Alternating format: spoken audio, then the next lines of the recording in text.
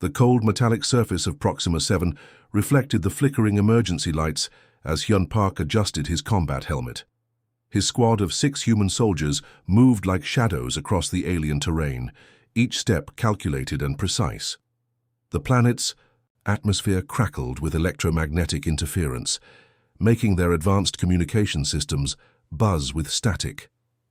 Massive rock formations, shaped like twisted metal sculptures, surrounded them, creating a landscape both beautiful and treacherous.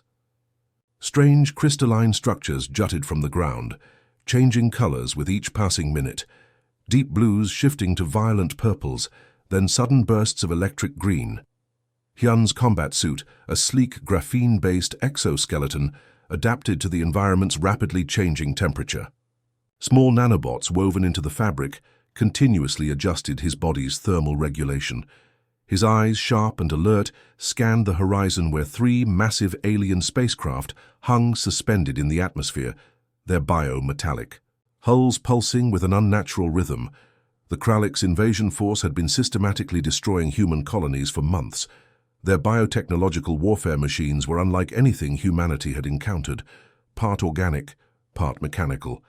These creatures could reshape their bodies, transform weapons, and communicate through complex neural networks. A distant rumble caught Hyun's attention. His augmented hearing detected movement beneath the rocky terrain. Something was coming, something big.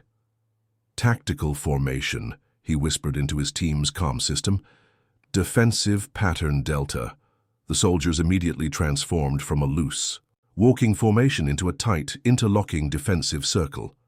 Their pulse rifles, capable of firing concentrated plasma bolts, tracked multiple potential threat vectors. Suddenly, the ground erupted.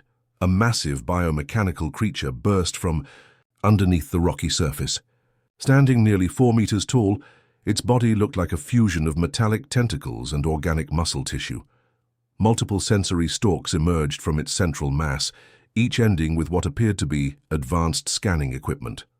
Krallick's heavy assault drone, someone in the team muttered. Hyun remained calm. These weren't the first alien creatures they'd encountered, and they wouldn't be the last. Years of combat had transformed human soldiers into adaptable warriors who could think and react faster than traditional military training. The creature's multiple appendages began shifting, preparing multiple weapon configurations simultaneously. Its body was a living weapon system, capable of generating plasma cannons, laser cutters, and electromagnetic pulse generators within seconds. But Hyun Park was ready. "Prepare photon disruptors," he commanded, his voice steady and controlled. The team's specialized equipment hummed to life. Photon disruptors were experimental human technology designed to temporarily confuse advanced sensory systems.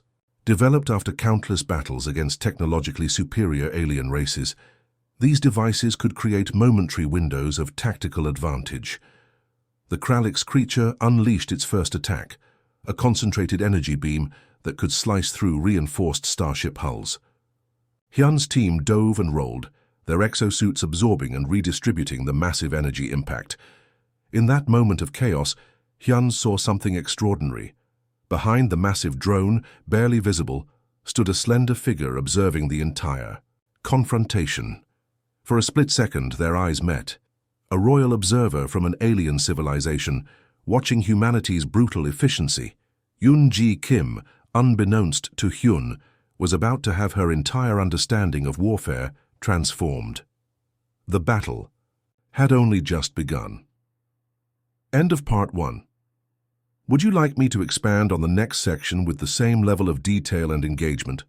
The aftermath of the battle left a scorched landscape of twisted metal and smoking alien technology. Hyun's team had successfully neutralized the Krallick's assault drone, but not without cost. 2 of his squad members were wounded, their advanced medical suits working overtime to stabilize critical injuries. A distant explosion caught Hyun's attention. Through the thick atmospheric haze, he spotted a small scout ship spiraling out of control. Its biometallic hull was rupturing, leaving a trail of iridescent plasma against the alien sky. Something, or someone, was inside that doomed vessel. "We've got a crash site," Hyun called out to his team. "Potential survivor." The ship hit the ground with a thunderous impact, sending waves of superheated debris in all directions. Conventional wisdom would suggest leaving the crash site. It could be a trap, a potential Krallick's decoy maneuver, but Hyun had never followed conventional wisdom. As they approached, the ship's hull began to split. Advanced alien technology fought against complete destruction, its self-repair mechanisms struggling to maintain structural integrity. Through a narrow opening, Hyun caught a glimpse of a figure, injured but alive. The team's medical scanner went crazy. The life form inside wasn't human, wasn't Krallick's, something entirely different. Biological readings suggested a highly advanced species, potentially royal or diplomatic in origin. Hyun's combat suit adjusted its environmental protection. The crash site was a toxic mix of chemical reactions, plasma residue, alien atmosphere, and metallic breakdown created a potentially lethal environment for most biological entities. "Cover me," he told his team, approaching the damaged ship. The vessel's interior was a maze of biomechanical components, pulsing with strange energy signatures. Sparks of electric blue and violent purple danced around damaged circuits. At the center, partially trapped beneath a fallen support beam, lay an alien female. Her skin was unlike anything Hyun had seen, a soft, luminescent tone that seemed to change color with each breath. Multiple thin sensory tendrils around her neck suggested an advanced communication system. Despite being clearly of royal lineage, she was vulnerable, trapped, bleeding, dying. Most human soldiers would have secured the area and waited for extraction. Most would have calculated the risk versus potential reward. Hyun Park was not most soldiers. With precise movements, he began cutting through the ship's internal structure. His plasma cutter, designed to slice through advanced alien alloys, worked carefully around the injured alien's body. Each movement was calculated, gentle despite the urgency of the situation. The alien female's eyes flickered open. Unlike the aggressive Krallick's, her gaze held intelligence, fear, and something else, a profound curiosity about the humans saving her life. "Stay still," Hyun muttered. Though he knew she likely couldn't understand human language, her injuries were extensive. Multiple internal systems were failing, organs that worked differently from human biology, but still recognizable as living components. Hyun's medical training, enhanced by years of interstellar combat experience, kicked into high gear. He activated his suit's emergency medical protocols. Nano-injectors began synthesizing a universal stabilization compound, developed through years of human adaptation to alien biochemistry. It was a desperate gamble, but the only option. The alien's body responded. Her breathing stabilized. The sensory tendrils around her neck began to pulse with a rhythmic pattern, perhaps a form of communication, perhaps a sign of healing. Within minutes, Hyun had extracted her from the wreckage. His team provided cover, scanning the surrounding area for potential threats. The battlefield remained quiet, an eerie calm after the earlier destruction. As he carried her to their mobile medical unit, Hyun couldn't shake a strange feeling. This was more than a routine rescue. Something about this alien female suggested a larger story was unfolding. The mobile medical unit hummed with soft technological rhythms, its interior a complex network of advanced healing chambers and diagnostic systems. Hyun watched carefully as the alien female, whom his team had begun calling the Princess, slowly regained consciousness. Her recovery was unlike anything human medical technology had predicted. The nano-compound Hyun had used seemed to interact with her biology in fascinating ways.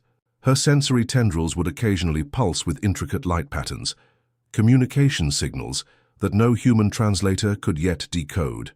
Jung-woo, the team's xenobiologist, leaned closer. "Her cellular regeneration is extraordinary. These healing rates are impossible by our current understanding." The medical chamber adjusted its environmental settings continuously.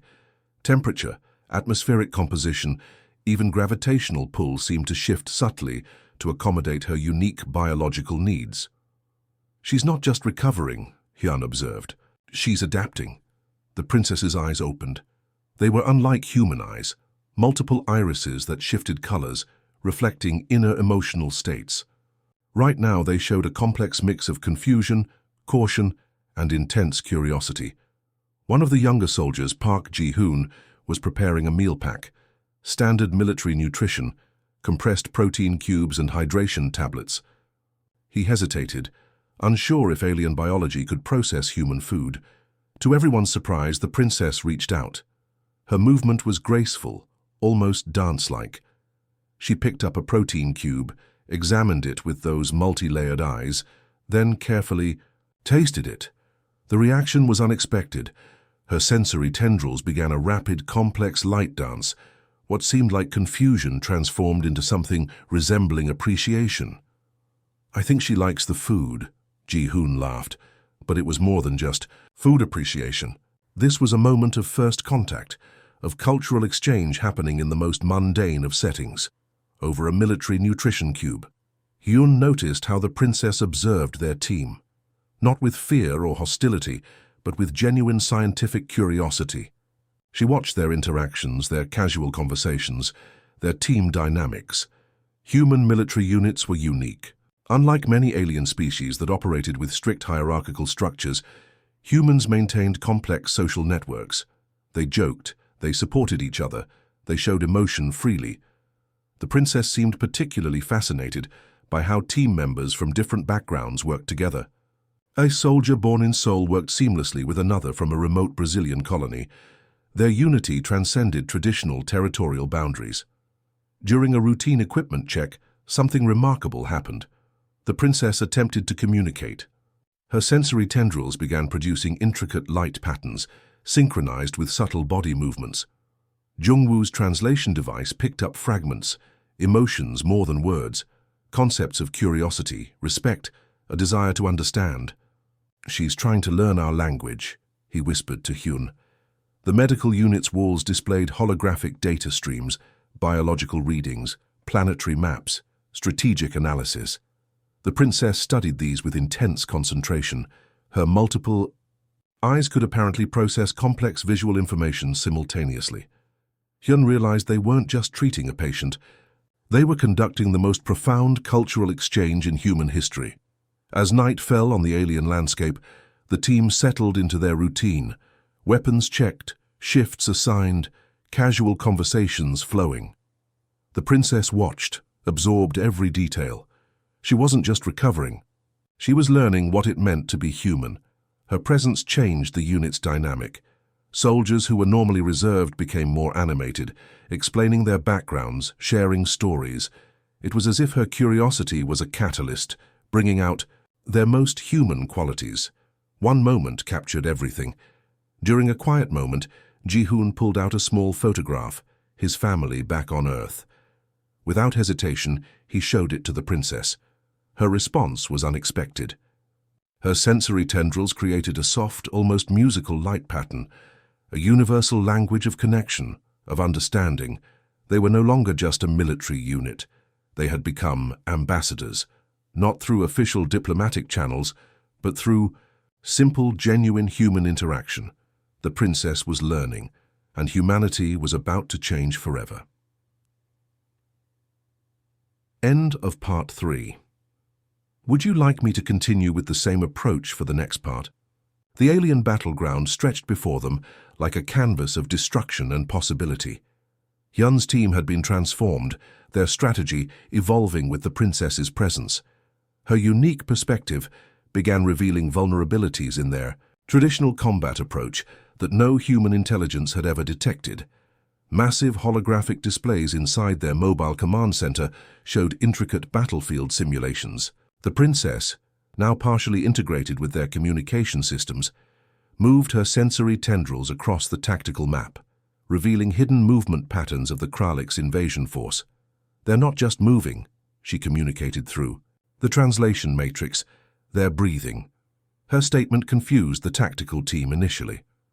Breathing? Machines don't breathe. But as she explained, the Krallics weren't pure machines. They were living technological organisms with respiratory-like energy exchange systems. Jungwoo's eyes widened. She's saying their entire strategic network functions like a biological ecosystem, not a mechanical system. Hyun realized this changed everything. Traditional human military doctrine treated alien technological networks as predictable computational systems. The princess revealed they were more like living organisms, adaptable, responsive, almost conscious. The next tactical simulation became a masterclass in unconventional warfare. Where human strategists would typically plan linear attack patterns, the princess suggested approach vectors that mimicked natural biological migration patterns. Her insights were revolutionary. The Krallick's defense systems, which had previously seemed impenetrable, now showed subtle weakness points. These weren't just mechanical failures, they were equivalent to biological stress responses. "We've been fighting them like machines," Hyun muttered. "But they're alive." Their next mission would test this radical new understanding. Krallick's command station sat nestled within a complex mountain range on Proxima 7's northern continent. Previous human attempts to breach its defenses had resulted in complete mission failures, but now they had a different approach. The mobile unit transformed, its exterior shifting to match the surrounding geological structures. Nano-camouflage technology, enhanced by the princess's biological insights, made them virtually invisible. As they approached the command station, traditional sensor systems would have triggered immediate defensive protocols, but their new strategy exploited the living nature of the Krallick's network. Hyun's team moved like predators, not soldiers, each step calculated, each movement intentional, mimicking natural hunting behaviors rather than military precision. The princess's sensory tendrils began producing complex light patterns, a form of communication that seemed to resonate with the Krallick's technological ecosystem. It was less an attack and more a form of technological conversation. Defensive energy barriers that had previously obliterated human invasion teams now flickered uncertainly. The Krallick systems were confused, unable to categorize this approach as a traditional threat. "They're listening," the princess communicated. Not defending, the command station's massive biomechanical structures began to pulse with uncertain rhythms. Layers of technological defenses seemed to breathe, hesitate, reconsider their aggressive protocols.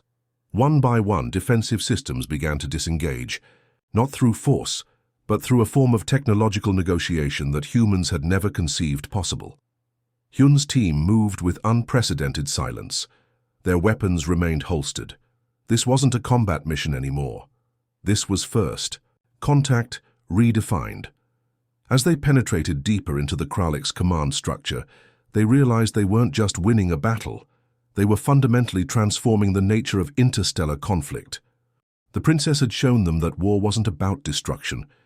It was about communication, about understanding the living systems behind technological facades.